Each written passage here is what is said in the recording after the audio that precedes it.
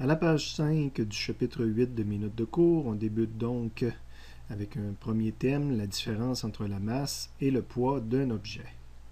Premièrement, la masse. Ce qui est dit ici, c'est que la masse, ça mesure la quantité de matière présente dans un corps. Donc, c'est une mesure du nombre de molécules, si on veut. Au même titre qu'on peut avoir une mole, dire qu'on a 1 kg de quelque chose, c'est vraiment dire quelle quantité de matière qu'on a.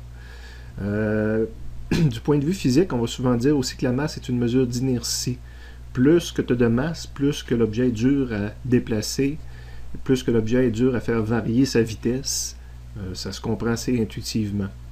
Troisième remarque, il n'y a pas de variation de masse dans l'univers. Donc, évidemment, si on mesure la quantité de matière, que je sois sur la Terre, sur la Lune ou ailleurs dans l'univers, j'ai toujours la même quantité de matière, le même nombre de molécules. Quatrième remarque, la masse, c'est un nombre toujours positif. Symbole M, unité kilogramme, on savait déjà ça. Ici, on a des conversions d'unités, donc des choses faciles au départ qu'on connaît. La tonne métrique, qui est 1000 kg. Une conversion fréquente, hein, on a à vivre dans le monde américain. Donc, une livre égale 0,45 kg ou 1 kg égale 2,2 livres. Vous avez encore une valeur plus exacte là, aux deux extrémités. Et faites attention, il existe aussi une tonne américaine différente de la tonne métrique, parce que la tonne américaine, c'est 2000 livres. Donc, c'est 907 kg, c'est pas tout à fait 1000 kg. C'est tous des facteurs de conversion qu'on a ici. Maintenant, on compare avec le poids. Le poids, c'est une force, c'est la force gravitationnelle. Okay? C'est un synonyme. Le poids et force gravitationnelle, ce sont des synonymes. C'est la force gravitationnelle exercée par une planète, exemple la Terre, sur une masse quelconque. Le poids, contrairement à la masse tantôt, qui était un nombre toujours positif, c'est une grandeur vectorielle. Donc, on va la représenter par un vecteur qui va avoir une orientation dirigée toujours vers le centre de la Terre. Symbole P ou FG. Personnellement, j'essaie d'utiliser toujours FG mais présentement, mais il y a quelques années, on utilisait poids, donc ça peut traîner encore dans mes notes de cours. Et ça se mesure en newton, symbole grand N. Les physiciens ont étudié ça, ont découvert qu'il y avait une loi qui permettait de calculer la force gravitationnelle qui s'exerce entre deux masses. Donc, je vous la donne ici, quoique c'est pas celle-là qu'on va utiliser, mais si on veut vraiment calculer la valeur de la force gravitationnelle, il va falloir... les deux masses apparaissent. La valeur de la force gravitationnelle dépend de la valeur des deux masses. Dépend de la distance entre les deux masses. Donc, deux objets plus rapprochés vont avoir une plus grande valeur de force gravitationnelle et vice-versa. Et finalement, il y a une constante universelle entre les deux. Attention, il y a un carré au niveau de la distance. Là. Fait qu'évidemment, quand la distance augmente, ça l'augmente au carré, donc FG va diminuer plus rapidement. Okay? Et la force gravitationnelle est créée par un objet sur l'autre, mais avec la troisième loi de Newton, les deux FG existent. C'est-à-dire que je prends l'objet F1 ici, il va attirer M2 et M2 va attirer M1. Donc, L, qui était plus naturelle dans le sens de l'axe des X, c'est probablement celle-là que j'ai appelée FG. Donc, ça, c'est la force gravitationnelle. L'objet M1 se sent attiré par M2 et existe exactement la même force sur M2. Donc, un FG ici aussi, mais je l'ai probablement écrit négatif parce que le vecteur est dans l'autre sens. Ce sont deux vecteurs de même grandeur, donc ils ont le même module, ils sont créés, on les calcule tous les deux avec cette formule-là, mais chacun des objets s'attire. Évidemment, dans le cadre de nos expériences sur la Terre, M1 serait la Terre, serait extrêmement grande, puis M2 serait minuscule, ce qui fait que dans la formule, si M1 c'est presque toujours la Terre, ça c'est déjà une constante. La masse de la Terre est relativement constante également. Hein. Puis la distance, c'est toujours à peu près le rayon de la Terre, parce qu'on se mesure par rapport au centre, que tu sois à la surface de la Terre ou que tu t'éloignes d'1 kilomètre de la Terre, par rapport au rayon de la Terre, on est toujours à peu près à la même distance. Là. La distance, c'est le rayon de la Terre. Fait que ces trois chiffres-là étant à peu près une constante, on va s'apercevoir qu'on peut simplifier notre calcul. Avant de passer à la prochaine page, je reviens quelques secondes sur la troisième loi de Newton.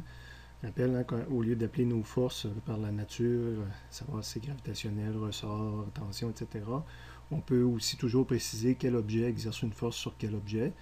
La force de ce côté-ci, c'était la force créée par l'objet 2, exercée par l'objet 2 sur l'objet 1. Et la force de l'autre côté, c'était la force exercée par l'objet 1 sur l'objet 2. Okay? Donc, on fait apparaître nos indices de la troisième loi de Newton et leur inversion, là, dire que les deux forces, action, réaction, existent.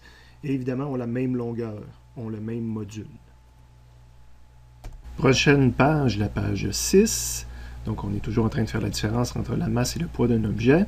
On va compléter ensemble le premier exemple. La masse de la Statue de la Liberté à New York est de 156 tonnes américaines pour la structure et le recouvrement de cuivre.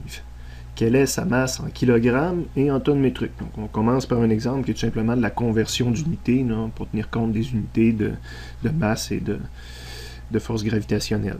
Donc, je transcris la donnée du problème sous une forme un peu plus mathématique. Donc, on me dit que j'ai 156 tonnes américaines. Attention, il existe la tonne américaine et tonne métrique. Donc, la tonne américaine, son symbole, c'est TON. Est égal à combien de kilogrammes? Donc, on me demande quelle est sa masse en kilogrammes. Et en tonne métrique, est égal à combien de petit t pour tonne. Donc, même symbole que pour temps, mais le contexte nous fait dire qu'ici, on n'est pas en train de me demander combien de temps, mais combien de tonnes. Donc, méthode des conversions avec les facteurs de conversion. Je commence par écrire ce que je veux convertir, 156 tonnes. Je commence ma conversion, 156 tonnes, et je vais la multiplier par un facteur de conversion.